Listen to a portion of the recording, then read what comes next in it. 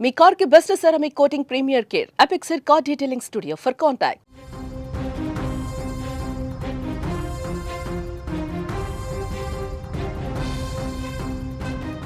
ఏపీలో మరో బస్సు ప్రమాదం. గత 2 వారాల వ్యవధిలో తెలుగు రాష్ట్రాలలో వరుస బస్సు ప్రమాదాలు ఆందోళనకు గురిచేస్తున్నాయి. తాజాగా ఆంధ్రప్రదేశ్లో మరొక ప్రమాదం తాజాగా చోటు చేసుకుంది.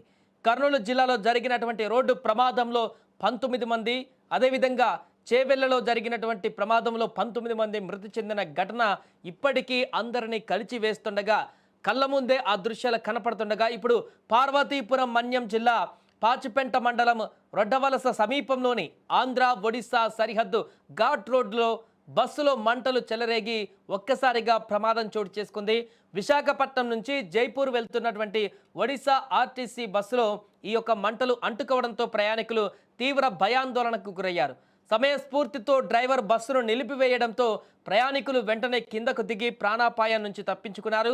సమాచారం అందుకున్నటువంటి సాలూరు ఫైర్ స్టేషన్ సిబ్బంది వెంటనే ఘటనా స్థలానికి చేరుకొని మంటలను అదుపులోకి తీసుకువచ్చారు. సకాలంలో చర్యలు తీసుకోవడంతో పెద్ద ప్రమాదం తప్పింది. ఇక్కడ ప్రయాణికులంతా సురక్షితంగా బయటపడడంతో ఆర్టీసీ అధికారులు కూడా ఊపిరి పీల్చుకున్నారు.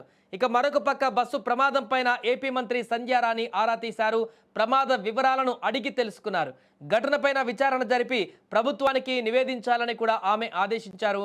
ఈ ప్రమాదంలో ఎలాంటి ప్రాణ నష్టం జరగలేదని కూడా మంత్రికి అధికారులు తెలిపారు. దీంతో అక్కడ అందరూ కూడా ఊపిరి పీల్చుకున్నారు. కానీ మరొక ప్రమాదం జరగడం అనేది, అది కూడా బస్సు ప్రమాదమే జరగడం అనేది కూడా గత కొన్ని రోజుల నుంచి వరుసగా జరుగుతున్నటువంటి బస్సు ప్రమాదాల ఘటనలను ఇది గుర్తు చేస్తుంది. మరొకసారి ఇంత దారుణంగా బస్సులు కాలిపోయేటువంటి దుస్థితి కనపడింది.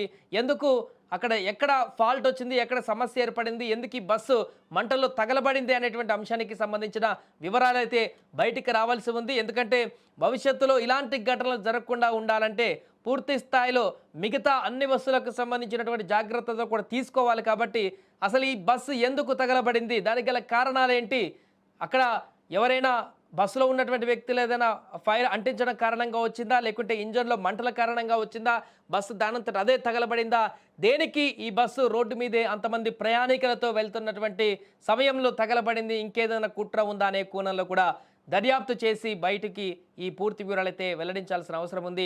ఏదేమైనా కూడా చాలామంది ప్రయాణికులు కూడా దాంట్లో ప్రయాణాన్ని కొనసాగిస్తున్నారు. చాలా దూరం వెళ్ళవలసినటువంటి బస్సు, అది లాంగ్ జర్నీలో ప్రయాణం చేయవలసినటువంటి బస్సు, అలాంటి బస్సులో ఒక్కసారిగా మంటలు చెలరేగడం అనేది కూడా ఒక్కసారిగా భయాందోళనకు గురి చేసింది అటువైపు వెళ్తున్నటువంటి వాహనదారులను కూడా. ఎందుకంటే ఈ మధ్య కాలంలోనే చూసాం, కర్నూలు బస్సు అంటేనే కొంత భయాందోళనకు గురయ్యేటువంటి పరిస్థితులు వరుస సంఘటనలు ఎదురయ్యేలా చేస్తున్నాయి. కర్నూలు కానీ, నిన్న చేవెళ్ళ కానీ, మొన్న ఆంధ్రప్రదేశ్లో మరొక ఘటన బోల్తపడిన సందర్భంలో ఒకరు మరణించినటువంటి ఘటన, ఇలా వరుసగా జరుగుతున్నటువంటి పరిణామాలు తీవ్ర భయాందోళనకు గురిచేస్తున్నాయి. కాబట్టి ఈ నేపథ్యంలో వచ్చినటువంటి మరొక ప్రమాదం, అదృష్టవశాత్తు ఎవరికి ఏం కాలేదు, అలా చాలా సేఫ్గా ఉన్నారు అందరూ. ఇదొకటి కొంత సానుకూల అంశం అయినప్పటికీ కూడా, కానీ ఈ యొక్క ప్రమాదాన్ని అంత తేలిక తీసుకునేటువంటి పరిస్థితి లేదు.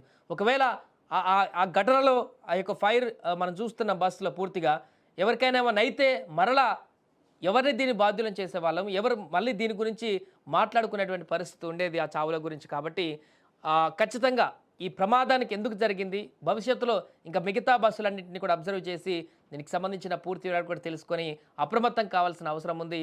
ఏదేమైనా కూడా అక్కడ డ్రైవర్ సమయస్ఫూర్తి పూర్తిగా ప్రయాణికులందరూ కూడా ఇన్ టైంలో దింపేయడం కారణంగా ఒక పెను ప్రమాదం అయితే తప్పింది. ప్రస్తుతం అక్కడ ఉన్న వాళ్ళందరూ కూడా ఊపిరి పీల్చుకొని వేరొక బస్సుల్లో అక్కడి నుంచి మిగతా ప్రయాణాన్ని కూడా కొనసాగించినట్టుగా తెలుస్తోంది.